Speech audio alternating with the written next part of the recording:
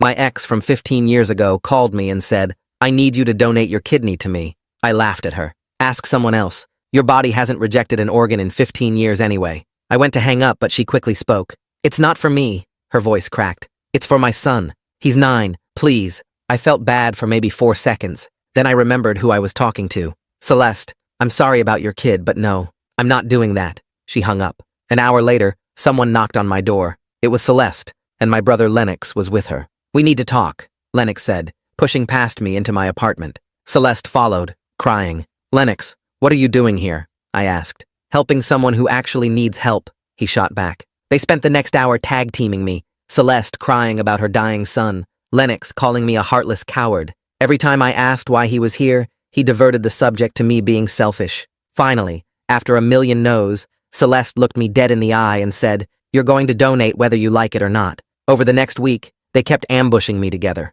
I'd be eating lunch, and suddenly Lennox and Celeste would be there, causing a riot in the restaurant and yelling that I was happy to kill a child, loud enough for everyone to judge me. Then Celeste took it further. She showed up at my office, while I was on a Zoom call with the CEO, with the kid beside her, a pale, thin 9-year-old in a hospital mask. My boss was talking about a promotion when she walked him right up to my desk. "This is the man who can save your life," she told the kid, loud enough for everyone to hear. The kid looked at me with huge eyes. "Are you going to save me?" My boss stopped speaking, staring at Celeste, who had her phone out, filming. I felt my face burning. "Celeste, this isn't fair. What's not fair is letting a child die," she said, still filming. She turned to the CEO. "Your worker is choosing to let a child pass away." My boss hung up shortly, and the rumor spread like wildfire. That night, Lennox showed up at my apartment with papers, legal documents. "I talked to a lawyer," he said, spreading them on my kitchen counter. "You can be sued for failure to render aid to a minor. You could face charges." I picked up the papers. They looked official. Court letterhead, legal language, the whole thing. "Just sign the consent form," Lennox said, "or deal with this in court." I told him to get out. The next morning, I was researching these documents when Lennox texted me, "Good luck." Before I could even respond, my doorbell rang. I opened it, and Celeste's entire family barged inside. Her mom, her dad, even her grandmother in a wheelchair. They surrounded me in my own living room. For 5 hours, they took turns. Her mom crying about losing her grandson, her dad yelling about family responsibility. The whole time I kept thinking, how did Lennox know they were coming? Were they dating behind my back? Then Celeste made a GoFundMe. She used my full name and photo. The title was, "Help us convince him to save a dying child." She wrote this whole post about how I was a match but refused to donate. It got shared 617 times in 3 days. My phone wouldn't stop. Friends asking what was happening. My mom calling, crying, asking if it was true. Celeste called me and said, "I'll take down the GoFundMe. Just say yes." I blocked her number. Unfortunately, that wasn't enough. She showed up at my apartment at 3:30 in the morning, sobbing, shaking. She said the doctors gave her son weeks, maybe days. She said she was out of options. She begged me to at least get tested, just to see if I was a real match, and if I wasn't, she'd leave me alone forever. I was exhausted. "Fine, I'll get tested. Then if I'm not a match, you leave me alone." Her whole face changed. She pulled out her phone and texted someone. 8 minutes later, Lennox knocked on my door. He had a testing kit in his hands. They both stood there as I did the cheek swab. Celeste took it and said results would come in 4 days. The results came back. I was a perfect match. But that made no sense. The odds of a non-family member matching were 1 in 20,000. Still, Celeste and Lennox showed up together that same day, celebrating, hugging. Lennox had his hand on her shoulder, rubbing her back. "We can schedule the surgery next week," Celeste said, breathless. "Oh my God, thank you, thank you." "I didn't agree to anything," I said. "But you're a match," Lennox said, almost angry. "You have to do it now. Why do you even care this much?" I asked him directly. "Why are you so involved in her kid's life?" They both went quiet. "How long have you two been together?" I asked. Celeste looked at the floor. Lennox pulled his hand away. 8 years, Lennox finally said. I stared at him. "Is the kid yours?" "That's not your business," Celeste whispered. "Then why is donating a kidney to him my business?" My voice was getting louder. Celeste started crying. Real crying, not the manipulative kind. "Because he's yours." Everything stopped. "What?" "The boy," she said, shaking. "He's your son." "I didn't tell you. Lennox and I started dating right after we broke up. He's been raising him as his own." I looked at Lennox, my brother, who had always known. "You've been hiding my kid from me for 9 years?" I raised my hand to hit him. My arm dropped to my side, but my whole body kept shaking. I couldn't stop staring at Lennox, at this person who looked like my brother, but had been lying to me for 9 years straight. Celeste moved between us with her hands up like she thought I might actually swing. The words kept repeating in my head, over and over. He's yours. Your son. 9 years. I had a kid. A dying kid. And everyone knew except me. Every family gathering, every holiday, every birthday, where I'd been in the same room with my own child and had no idea. My hands wouldn't stop trembling. I pointed at my door. Get out. The words came out way louder than I expected, almost a yell that surprised even me. Celeste started crying again, reaching for my arm. Please, we need to talk about this. I jerked away from her touch. I said, get out. Now. She kept trying to talk, kept saying please over and over, but I couldn't hear it anymore. I walked to the door and threw it open so hard it hit the wall. Lennox hadn't moved. He just stood there looking at the floor. I'm sorry, he whispered. Leave. My voice cracked on the word. They finally walked toward the door. Celeste was still crying, still trying to say something, but I turned my back on both of them. The door slammed behind them hard enough that I felt it shake the frame. Then I was alone. I started pacing, back and forth across my living room, then into the kitchen, then back. My mind kept jumping to memories I'd buried. Thanksgiving 3 years ago when Lennox brought his kid, the boy who smiled at me with my own smile. Christmas when the kid opened presents and laughed with my laugh. 4th of July when he ran around the backyard and I thought how much he looked like Lennox. Except he didn't look like Lennox. He looked like me. All those family photos on my mom's wall. All those times I'd ruffled that kid's hair or given him a high five or watched him blow out birthday candles. My son. I'd been standing next to my own son and nobody told me. My hands were still shaking 2 hours later. I couldn't make them stop. How many people knew? Mom had to know. Dad probably knew. Did my other siblings know? My aunts and uncles? Had everyone been in on this except me? Had they all been watching me interact with my own kid and just said nothing? My phone started going crazy around midnight. Text after text lighting up the screen. My mom, my dad, my sister, my brother Marcus, cousins I hadn't talked to in months. The family group chat was exploding. I watched the notifications pile up, but couldn't make myself look at them. Then my mom started calling. The phone rang and rang. I let it go to voicemail. She called again, and again, and again. 14 times she called before I finally answered. Mom. She was crying so hard I could barely understand what she was saying. Is it true? Is Lennox's boy really yours? Her voice was all broken up. I closed my eyes. Yeah, it's true. She made this sound, half sob, half gasp. Oh, honey, I'm so sorry. I didn't know what to say to that. Sorry didn't fix 9 years. Sorry didn't give me back watching my kid grow up. How long have you known? I asked. She went quiet. Mom, how long? I suspected, she whispered. For a while now. But Lennox swore it wasn't true. I told her everything. The phone calls from Celeste. The ambush at my apartment. The harassment at restaurants. The office incident with my boss on the video call. The fake legal papers Lennox brought. The GoFundMe with my name and photo. The family invasion that lasted 5 hours. The testing kit that appeared 8 minutes after I agreed. The perfect match results that made no sense until tonight. Mom listened without interrupting. When I finished, she was quiet for a long time. Have you met him? Met who? The boy, Oliver. Her voice was so soft. I felt something twist in my chest. Number. Not really. Just saw him at my office that one time. You should meet him, she said. Mom, I can't handle this right now, but he's your son. He's dying. I hung up on her. I couldn't hear that. Couldn't process that there was a 9-year-old kid with my face who was dying, and I was supposed to just what? Donate a kidney? Play dad? Pretend the last 9 years didn't happen? I didn't sleep. When morning came, I called my boss. First time I'd called in sick in 3 years. My phone buzzed an hour later with a text from him. Everything okay after yesterday's incident with the woman and child? Let me know if you need anything. I stared at that message. My entire office knew some version of this mess now. They'd all seen Celeste bring that kid to my desk. They'd all heard her tell him I could save his life. They'd all watched me say no to a dying child's face. What did they think of me? I wanted to disappear, delete my phone, move to another city, start over where nobody knew about any of this. Someone knocked on my door around noon. I almost didn't answer, but then I heard Wayne's voice. Hey man, I brought coffee. I opened the door. Wayne Tucker stood there with 2 cups and a bag of food. He's my closest friend from work, has been for 5 years. Come in. He walked past me and set everything on my kitchen counter. I heard about what happened at the office yesterday, with the kid. I sat down hard on my couch. It's worse than you think. So I told him, the whole story from start to finish. Wayne just sat there. Every few minutes he'd mutter what the hell under his breath. When I got to the part about Lennox admitting he'd known the whole time, Wayne's jaw actually dropped. Your own brother? For 9 years? I nodded. Wayne was quiet for a long time. Then he asked the question I'd been avoiding. What are you going to do about the kid?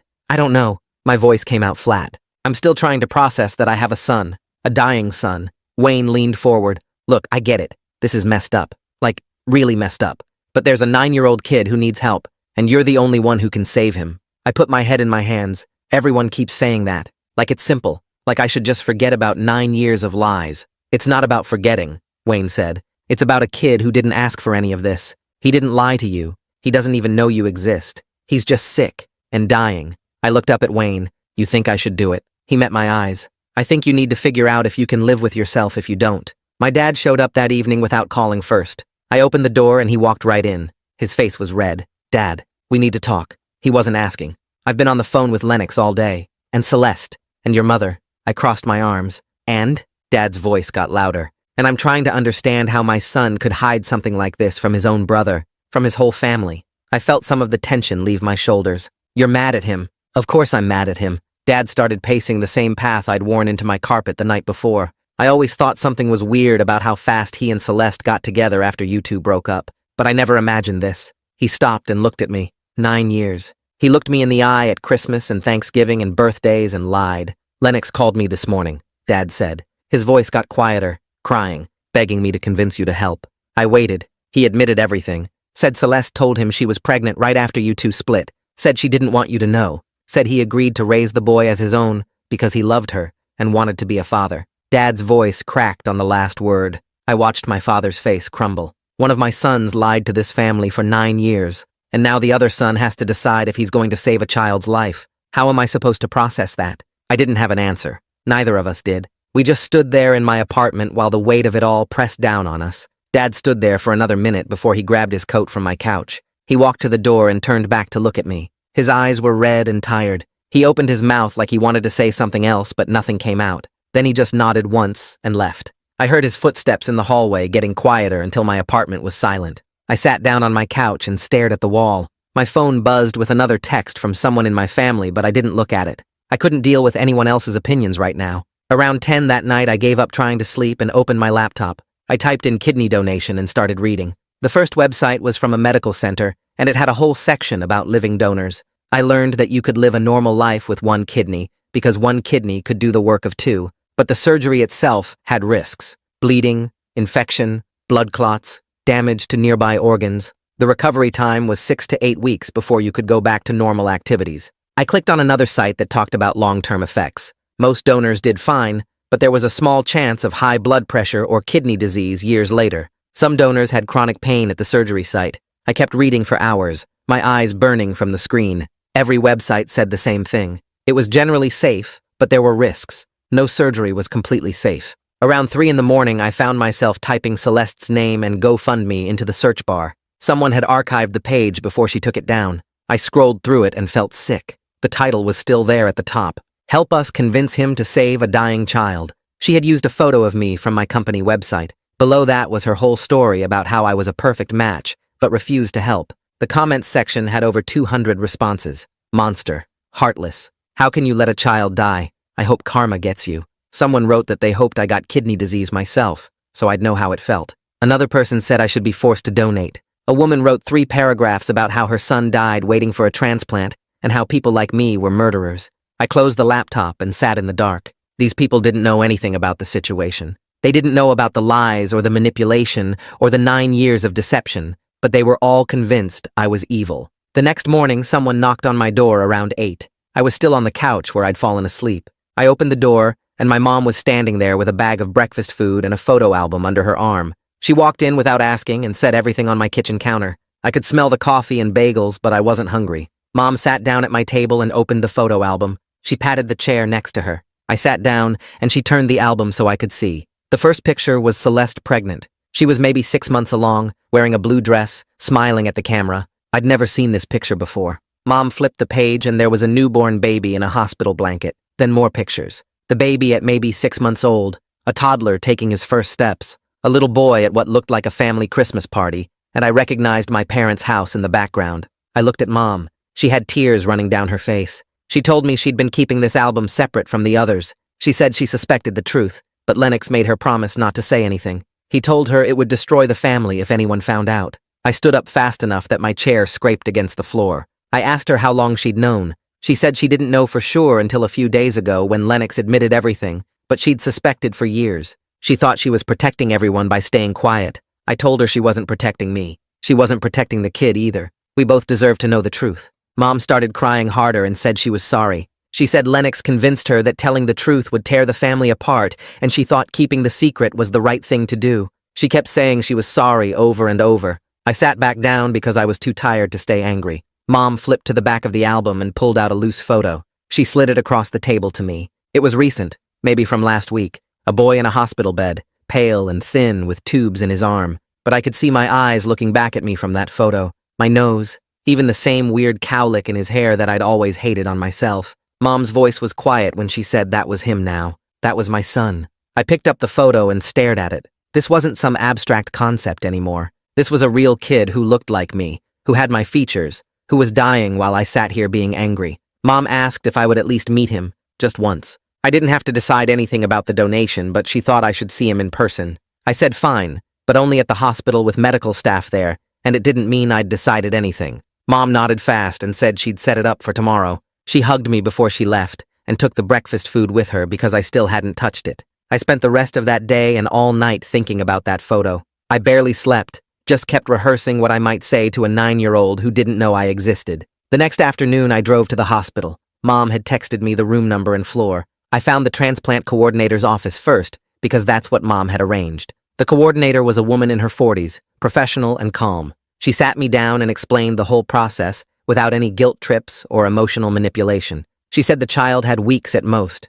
maybe just days. His kidney function was at 15% and dropping. She confirmed I was an unusually perfect match, which explained why they'd rushed the test results. The timing made more sense now. It was urgent. She asked if I wanted to know the child's name before I met him. I realized I'd never asked. Through this whole nightmare, I'd never once asked what my son was called. The coordinator told me his name was Oliver. Something about hearing the name made him real in a different way, not just the boy or the kid. Oliver, a person with a name. The coordinator walked me to his room on the pediatric floor. When we got there, Celeste and Lennox were both inside. I could see them through the window. The coordinator knocked and asked them to step out. Lennox started to argue, but Celeste grabbed his arm and pulled him into the hallway. They both looked terrified when they walked past me. They knew this meeting would determine if their son lived or died. I walked into the room and saw him for the first time. Oliver was smaller than I thought he'd be, way thinner than a 9-year-old should be. His skin was pale, almost gray, and he had tubes running from his arm to an IV pole next to the bed.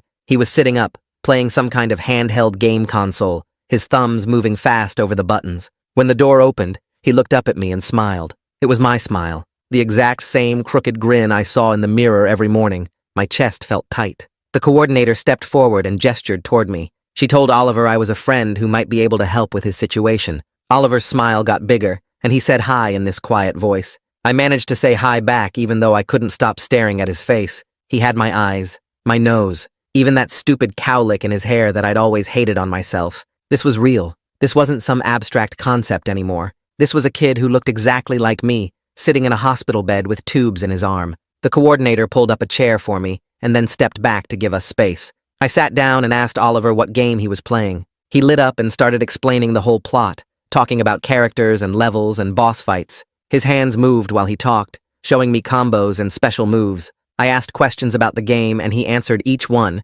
getting more excited as he went. We talked about his favorite foods next. He said he missed pizza more than anything, that the hospital food was terrible. He did this impression of one of his nurses, making his voice all high and bossy, saying he had to eat his vegetables. I laughed without meaning to. He was funny, smart too. He told me about his school, about his teacher and his friends, and how he used to play soccer before he got too sick. He said he missed recess the most, running around outside with his friends. Now he just stayed in this room all day, playing games and watching TV. 20 minutes went by without me noticing. He kept talking and I kept listening, and for those 20 minutes I almost forgot why I was there. Then Oliver looked right at me and asked if I was going to give him my kidney. I froze. The coordinator started to move forward, probably to stop the conversation, but Oliver kept talking. He said his mom told him there was someone who was a perfect match, but that person hadn't decided yet. He looked at me with those eyes that were exactly like mine and said he understood if I was scared. He said he was scared too. The surgery sounded scary and he didn't like hospitals, but he really wanted to go home and play soccer again. I didn't know what to say. My mouth opened, but nothing came out. The coordinator finally stepped in and said that was a conversation for another time. Oliver nodded and went back to his game, but I could see him glancing at me every few seconds, waiting for an answer I couldn't give. I left the hospital 15 minutes later without telling anyone what I'd decided, because I hadn't decided anything. I just kept seeing Oliver's face, that smile that was my smile, those eyes that were my eyes. I drove home in silence and sat in my apartment staring at the wall. My phone rang around 7 that evening. It was Wayne. I answered and he asked how the meeting went. I told him everything. How Oliver looked like me, how he was funny and smart, how he asked me directly about the kidney. Wayne was quiet for a minute, and then asked if I'd thought about what it would feel like to know I let my own kid die. Even if I didn't know he existed until a few days ago, I'd still know for the rest of my life that I could have saved him and didn't. I told Wayne I needed to go and hung up. The next morning, my phone rang again. I didn't recognize the number, but I answered anyway.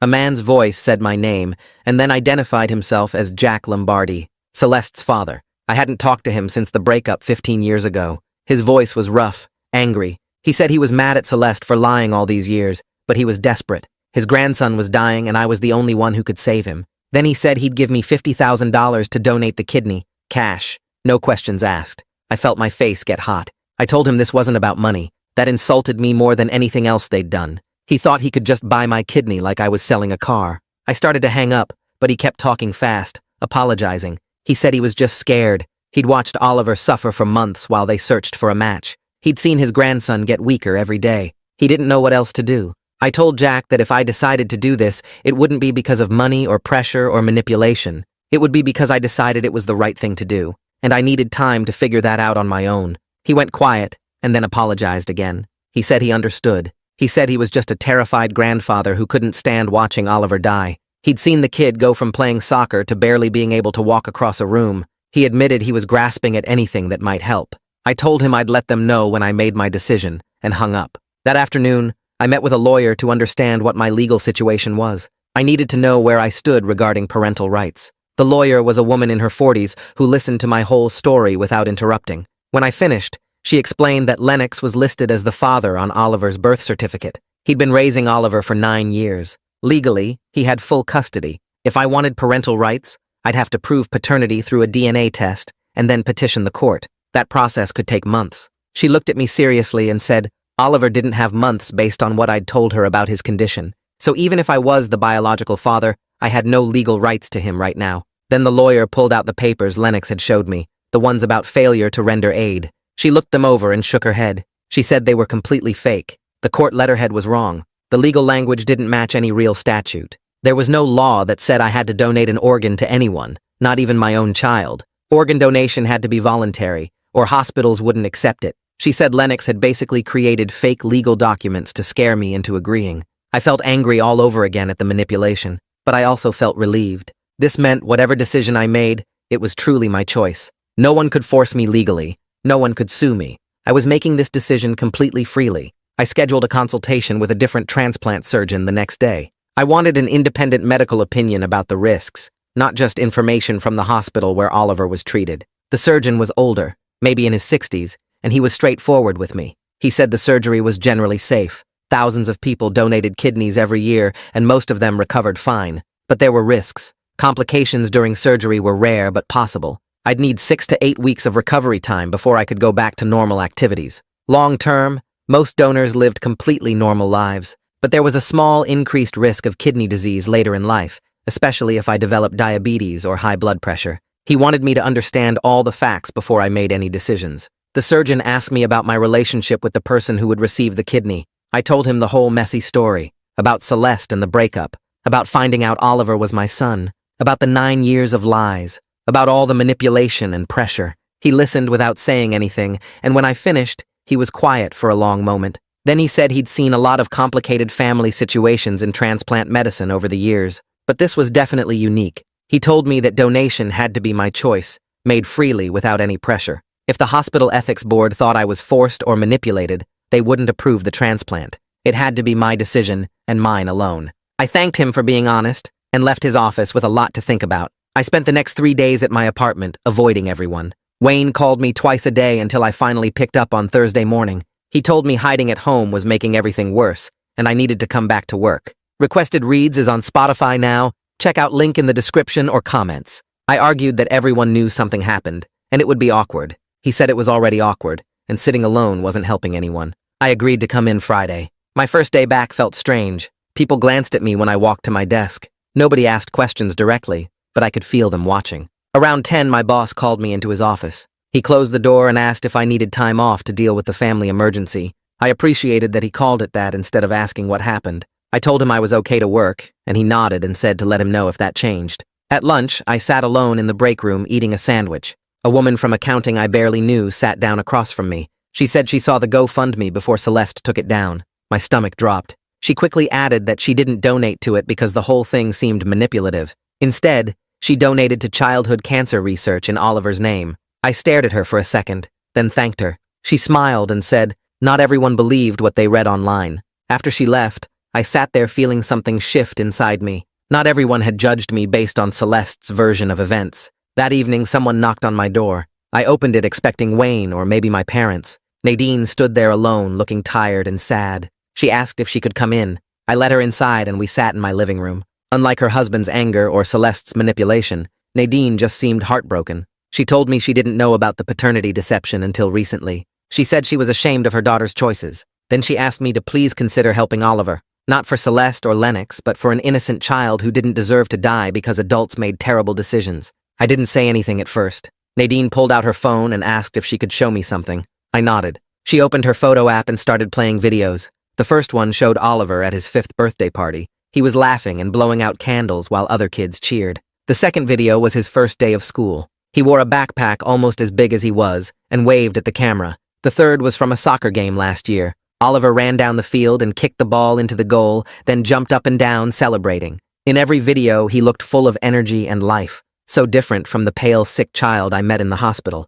Nadine was showing me who Oliver was before the illness. It was working because I could see the life being stolen from him. I told Nadine I was leaning toward doing the donation. She looked up with hope in her eyes, but I said I needed to set serious boundaries about what happened after. I wouldn't be manipulated into playing happy family with people who lied to me for 9 years. Nadine agreed immediately. She said she would support whatever boundaries I needed as long as Oliver got the help he needed. She left 20 minutes later and I sat on my couch thinking about those videos. The next day, I called Lennox. I told him we needed to talk, just the two of us. He agreed right away. We met at a coffee shop neither of us usually went to, a neutral location where we wouldn't run into anyone we knew. Lennox arrived first and was sitting at a corner table when I walked in. The tension between us felt thick. I sat down across from him and we both just stared at each other for a moment. Lennox started apologizing, but I cut him off. I told him I needed to understand why he agreed to this deception in the first place. He was quiet for a long time. Then he admitted that he loved Celeste from the moment he met her at my apartment years ago.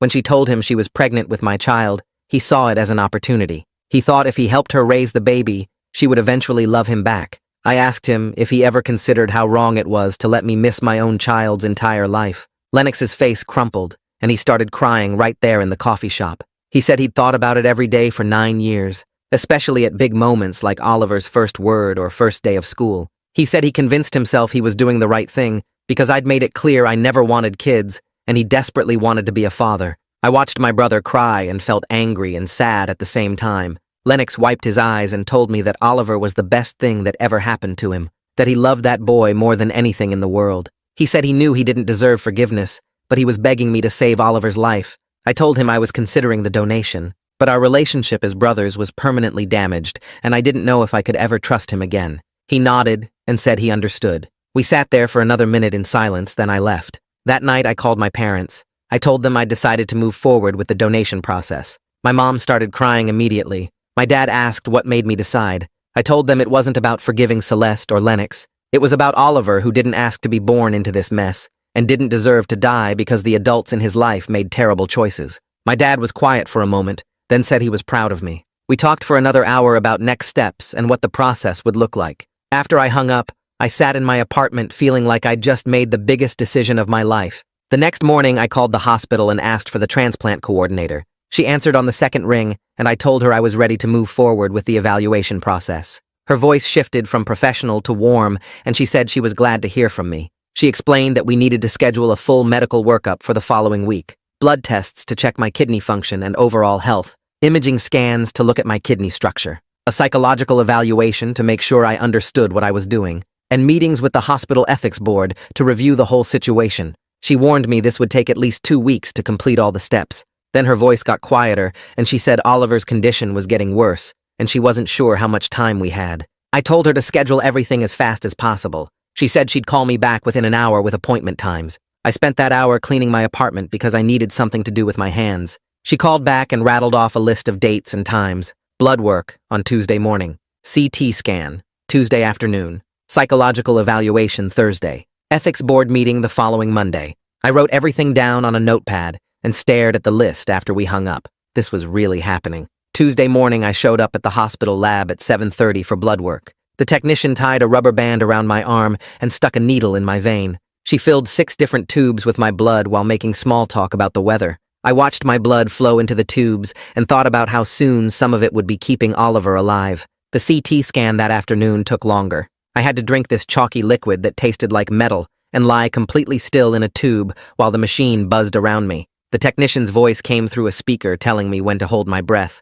The whole thing took 40 minutes, and I kept thinking about Oliver lying in the hospital beds for months, going through worse tests than this. Thursday came, and I drove to the hospital for my psychological evaluation. The therapist was a woman in her 50s with gray hair and kind eyes. She sat across from me in a small office and asked me to explain the situation in my own words. I told her everything. The phone call from Celeste, the harassment and manipulation, the office ambush, the GoFundMe, finding out Oliver was my son, the 9 years of lies. She took notes while I talked, and her face stayed neutral. When I finished, she asked me directly if I was forced or pressured into this donation. I looked at her and said honestly that yes, there had been massive pressure and manipulation attempts, but I was choosing this freely now because I couldn't live with myself if I let my son die. She asked me if I understood the risks of the surgery. I told her I'd researched everything and knew what I was getting into. She asked if I expected anything in return for the donation. I said no, I just wanted Oliver to live. She wrote more notes and then looked up at me and said she believed I was making an informed, voluntary choice. She would recommend approval to the ethics board. I left her office feeling lighter somehow. The following Monday, I sat in a conference room facing 5 people on the ethics board. 3 doctors, a hospital administrator, and a patient advocate. They had thick folders in front of them with all my test results and evaluation reports. The lead doctor, an older man with white hair, asked me to describe my relationship with Celeste. I explained we dated 15 years ago and broke up. He asked about my relationship with Lennox. I said he was my brother, but our relationship was damaged now because of his role in hiding Oliver from me. Another board member, a woman with glasses, asked detailed questions about the manipulation attempts. I told them about the office incident, the fake legal papers, the family ambush, all of it. I could see concern on their faces as I talked. The patient advocate asked if I felt I had a choice in this decision. I said yes. I could walk away right now if I wanted to, but I was choosing to help because Oliver was my son and he was innocent in all this mess. The lead doctor said they needed to be absolutely certain I wasn't being pressured because coerced donations often lead to serious psychological problems for the donor later. I understood what he meant. If I did this feeling forced, I might resent Oliver or myself for years. But I'd worked through that already. This was my choice now. They asked me to wait outside while they discussed. I sat in the hallway for 30 minutes checking my phone and trying not to think about what would happen if they said no. Finally, they called me back in. The lead doctor said they were prepared to approve the donation, but they needed another week to finalize paperwork and coordinate with the surgical team. I nodded and thanked them. 3 days later, my phone rang at 11 at night. It was Celeste, and she was crying so hard I could barely understand her. Oliver's condition had gotten suddenly worse. His kidney function had dropped drastically. They'd moved him to intensive care. The doctors said he might not have the weeks they originally thought, maybe days. I told her I was coming to the hospital right now. I threw on clothes and drove there going 20 over the speed limit the whole way. I found the ICU on the 4th floor, and a nurse directed me to Oliver's room. Celeste and Lennox were standing outside the room, and Celeste's face was red and swollen from crying. I walked past them without speaking and went inside. Oliver was unconscious on the bed, surrounded by machines, tubes in his arms, wires connected to monitors, a breathing tube in his mouth. The monitors beeped steadily, showing his heart rate and oxygen levels. His face was gray, and his chest rose and fell with the ventilator. I stood there looking at my son and realized we were running out of time. A doctor came in and introduced himself as Oliver's nephrologist. He explained that Oliver's remaining kidney function had crashed and his body was filling with toxins. They had him on dialysis, but it was only buying time. Without a transplant very soon, maybe a week at most, Oliver would die. I asked if the ethics board could speed up their approval. The doctor said he would contact them immediately about the emergency situation. I sat in a chair next to Oliver's bed and watched him breathe. Celeste came in and stood on the other side of the bed. She didn't say anything, just put her hand on Oliver's arm. We stayed like that for 2 hours, until a nurse came in and said the ethics board had been contacted and would meet in the morning. The next day, the ethics board gave emergency approval for the donation. The lead doctor called me personally to tell me. He said, given Oliver's critical condition and their determination that I was making a free choice despite the complicated circumstances, they were approving the surgery. It was scheduled for 3 days later. That gave just enough time for final preparations and pre-surgery protocols. I asked when I could see Oliver again. The doctor said he was still in intensive care but stable enough for short visits. I went to the hospital that afternoon.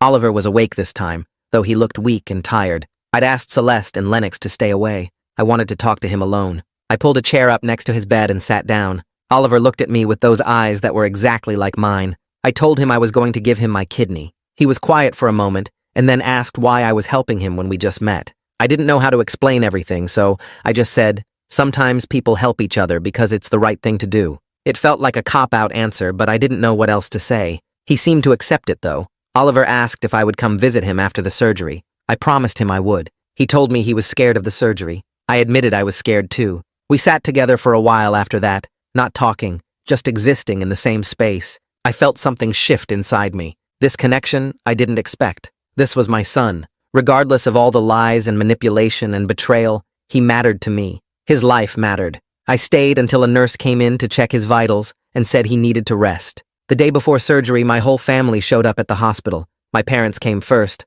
then my other siblings, then aunts and uncles I hadn't seen in months. Everyone crowded into the family waiting area on Oliver's floor. People were hugging me and crying and saying they were proud of me. It felt overwhelming, like this was both a funeral and a celebration at the same time. The emotional intensity made my head hurt. Lennox stayed in the background the whole time. I noticed he couldn't look me in the eye. He kept his distance and talked quietly with Celeste in the corner. My mom kept touching my face and telling me everything would be okay. My dad stood next to me with his hand on my shoulder like he was afraid I might disappear. After an hour of this, I needed air. I went outside to the parking lot and just stood there breathing. That evening, Celeste found me in the hospital cafeteria. She asked if we could talk privately. I almost said no, but something in her face made me agree. We went to an empty conference room down the hall. Celeste sat across from me and said she knew nothing she could say would make up for what she'd done, but she wanted me to understand why she made the choices she did. She explained that when she found out she was pregnant 15 years ago, she was terrified. We'd just broken up. She didn't know what to do. When Lennox found out and offered to help raise the baby, it seemed like the perfect solution. I didn't want kids. Lennox desperately did. It seemed like everyone would be better off. I listened without interrupting. When she finished, I told her that her reasoning didn't matter. She stole 9 years of my son's life from me. She stole 9 years of Oliver knowing his real father. Those years were gone, and nothing could bring them back. Celeste started crying. Real crying, not the manipulative kind from before. She said she knew, that she'd lived with the guilt every single day, that she'd watched Oliver grow up and wondered constantly if she'd made the right choice. She said after the surgery, if I wanted to be part of Oliver's life, she wouldn't fight me on it. She would tell him the truth about who I was. I didn't say anything to that. I just stood up and left the room. Tomorrow they would cut me open and take out one of my kidneys. Tomorrow Oliver would get a chance to live. Everything else could wait until after that. The morning of surgery, I woke up at 5 and couldn't eat anything because of the pre-op rules. A nurse came to my room at 6 to start the IV and go over the consent forms one last time. She had me initial about 15 different spots on the paperwork. Each one felt heavier than the last. The surgeon came in around 7 and explained the whole procedure again. He drew a diagram on the whiteboard, showing which kidney they'd take and how they'd remove it. He said the surgery would take about 4 hours, and I'd wake up in recovery. I signed the final consent form, and they wheeled me down to pre-op. The room was cold and bright. Other patients were separated by curtains. I could hear someone crying 2 beds over. A different nurse came and gave me something to help me relax. She said it would make me feel floaty. It did. While I waited for them to take me back, I kept thinking about how in 24 hours part of me would be inside Oliver, keeping him alive. The thought scared me and felt important at the same time. They came to get me around 8:30. The last thing I remember is the anesthesiologist telling me to count backward from 10. I made it to 7. I woke up and everything hurt. My whole left side felt like someone had torn it open, which I guess they had. The recovery room was dim, and I couldn't focus my eyes right. A nurse was checking my blood pressure. She saw me looking around and told me the surgery went perfectly. 4 hours like they said. The kidney was already working in Oliver's body. She said that was really good news. My parents were there when I could see straight. Mom was crying but smiling at the same time. Dad stood next to the bed and squeezed my hand. He didn't say anything, just squeezed. The pain medication made everything fuzzy, but I remember feeling relieved it was over. Mom kept touching my face and telling me I did a good thing. I wanted to tell her it didn't feel good yet. It just felt like pain, but the drugs made talking hard, so I just closed my eyes. The first 2 days were worse than I expected. The pain was intense, like someone was stabbing my side every time I breathed. I couldn't move without help. A nurse had to hold me up just to use the bathroom. That was embarrassing. I couldn't sleep more than an hour at a time because every position hurt. Wayne showed up on the second day with magazines and a bag of snacks I couldn't eat yet. He sat in the chair next to my bed and made jokes about how I was a hero, even though I was just lying there complaining. I told him heroes probably don't cry when they try to sit up. He laughed and said heroes probably do. The nurses kept telling me Oliver was doing great. His body accepted the kidney right away. His numbers were better than anyone expected. They said he'd probably leave the hospital before me. That made the pain feel worth it, sort of. On the third day, they wheeled me down to see Oliver. I was still in a hospital gown and connected to an IV pole. A nurse pushed my wheelchair through 3 hallways to get to his room. He was in a regular room now, not intensive care anymore. When I came through the door, he was sitting up in bed playing a video game. He had color in his face. Real color, not the gray pale look from before. When he saw me, he smiled. That same smile I'd seen in the mirror my whole life. He put down the game and said, "Thank you for saving his life." Just like that. Simple, direct. I had to look at the wall because my eyes were getting wet. I didn't want him to see me cry, but I couldn't help it. Something about seeing him healthy broke something loose in my chest. Oliver asked why I was crying. I wiped my face and told him I was just happy he was okay. He nodded like that made sense. Then he said his mom told him we were going to talk about something important after we both felt better. He seemed curious but not scared, just interested, like she'd promised him a surprise. I realized right then that Celeste was planning to tell him I'm his biological father. My stomach dropped. I had no idea how he'd react to that. Would he be angry? Confused? Would he hate me for not being there his whole life? I looked at him playing his game and felt scared in a way the surgery hadn't scared me.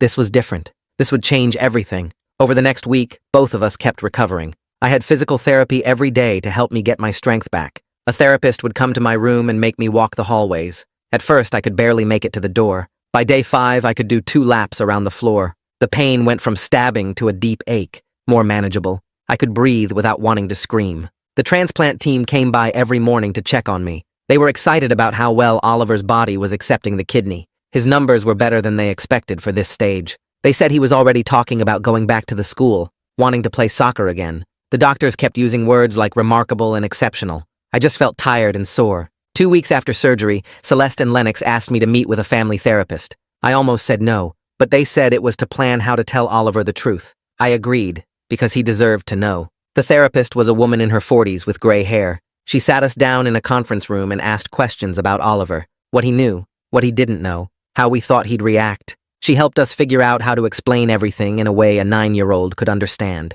We decided to tell him I'm his biological father, but Lennox is his dad in every way that matters, that nothing about his family would change. He'd just have one more person who cared about him. The therapist said to expect confusion and questions, maybe anger. She said to be honest and patient. Let him process at his own speed. Telling Oliver was one of the hardest things I've ever done. We all sat in his hospital room, me and Lennox and Celeste. Oliver was playing his game when we came in. Celeste asked him to turn it off. She said we needed to talk about something important. He looked nervous then, put the game down slow. Celeste started by saying she'd made a mistake a long time ago by not telling him something. Oliver looked at me, then at Lennox, then back at Celeste. She told him I was his biological father, that I didn't know about him until recently. Oliver's face went confused. He asked why nobody told him before. His voice got higher, almost crying. Lennox explained that they made a mistake by keeping it secret, that they were sorry. Oliver stared at me for a long time. Then he asked if I was going to try to take him away from Lennox. My throat got tight.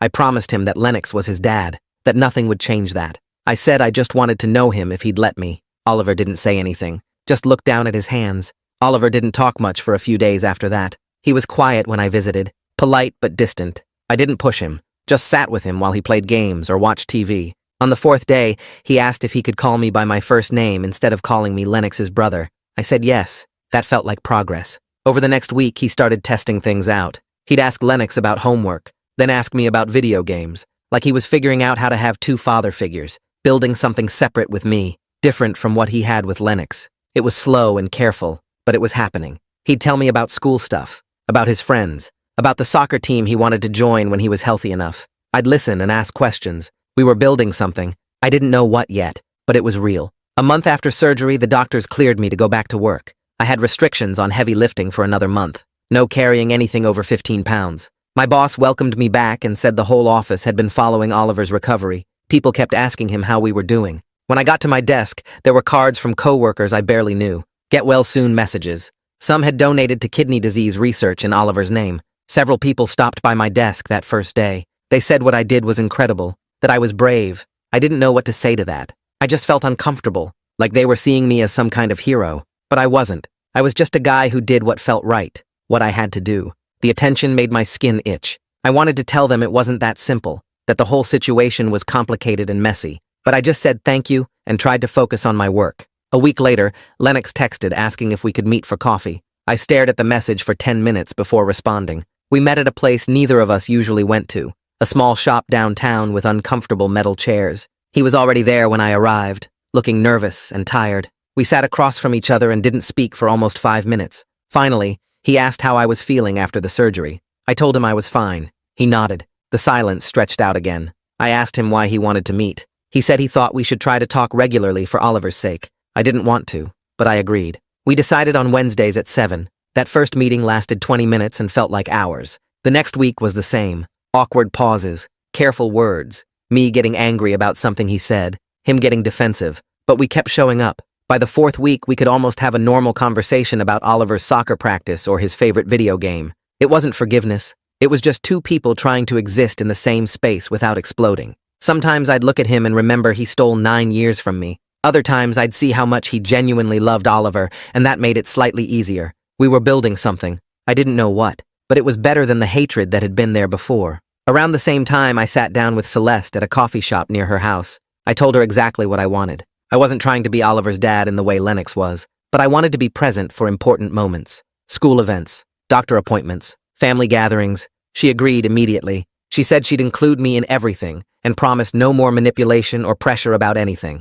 I made it clear that if she ever pulled anything like the GoFundMe or the office ambush again, I was done completely. She nodded and said she understood. She looked different from she had during all the chaos. Calmer, less desperate. She thanked me again for saving Oliver's life. I just nodded. We weren't friends. We'd never be friends, but we could work together for Oliver. That's all that mattered. 3 months after the surgery, I went with Celeste and Lennox to Oliver's follow-up appointment. The transplant doctor came in with a huge smile. She said the kidney function was excellent, better than they'd hoped. Oliver's body had accepted the transplant perfectly. He was officially cleared to return to the school full-time, to rejoin his soccer team, to be a normal 9-year-old again. Oliver pumped his fist in the air when she said soccer. Celeste started crying. Lennox hugged her. I stood there watching my son celebrate being healthy and felt something shift in my chest. This was real. He was going to be okay. The doctor said Oliver would need regular checkups and medication for life, but compared to dialysis and being constantly sick, this was everything. Oliver turned to me and said thanks again. I told him he didn't need to keep thanking me. He grinned and said he'd thank me every time he scored a soccer goal then. A few weeks later, Oliver asked Celeste if he could spend a weekend at my apartment. She looked at Lennox. He looked at me. I said I was okay with it if they were. We set it up for the following Saturday. I spent the entire week making sure my apartment was ready. I bought snacks he'd like, made sure I had games he'd want to play. When Celeste dropped him off on Saturday morning, I was more nervous than I'd been before the surgery, but Oliver walked in like he'd been there 100 times. He dumped his backpack on my couch and asked what games I had. We spent the weekend playing video games and watching movies. He talked about school and his friends and his favorite superhero. I listened and asked questions and made jokes that made him laugh. Sunday night, when Celeste came to pick him up, Oliver hugged me before leaving. It felt natural, like we'd been doing this for years instead of weeks. After he left, I sat on my couch and realized I'd just had a normal weekend with my son. It wasn't complicated or painful. It was just good. My mom called a few days later.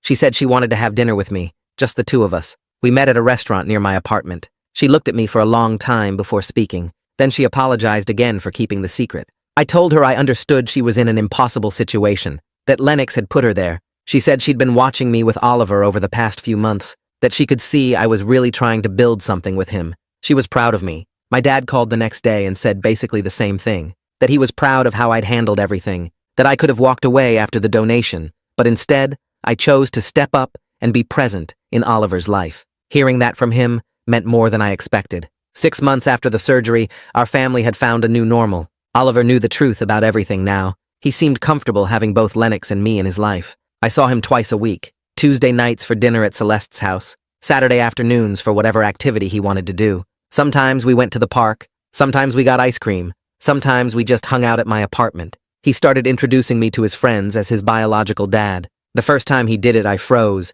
but he said it so casually that his friends just nodded and moved on. To them, it was just another fact about Oliver. He had 2 dads, one who raised him and one who gave him a kidney. They thought that was cool. Lennox and I kept meeting every Wednesday. We'd never have the relationship we had before. That was gone forever. But we found a way to coexist peacefully. We could be in the same room without tension. We could coordinate Oliver's schedule without fighting. Sometimes we even laughed about something together. It wasn't forgiveness. I didn't know if I'd ever fully forgive him, but it was functional. We could work together for Oliver's sake. That was enough. Looking back on everything that happened, I realized something. Despite all the lies and manipulation and betrayal, something good came out of it. I had a son I didn't know existed. He was alive and healthy because I made the choice to help him. Our family was complicated and messy. Nothing about this situation was normal or ideal, but Oliver was thriving. He was playing soccer again, getting good grades, making jokes, being a regular kid, and I got to be part of his life going forward. That didn't erase the pain of what was stolen from me. Those 9 years were gone forever. I'd never get to see his first steps, or hear his first words, or take him to his first day of school, but I had now. I had the chance to build something with him from this point forward, and right now, that felt like enough. Well, that's the dramatic ending to an otherwise average story. If you made it this far, I both admire and worry about you. Go ahead and subscribe, because clearly you enjoy this chaos. See you in the next one.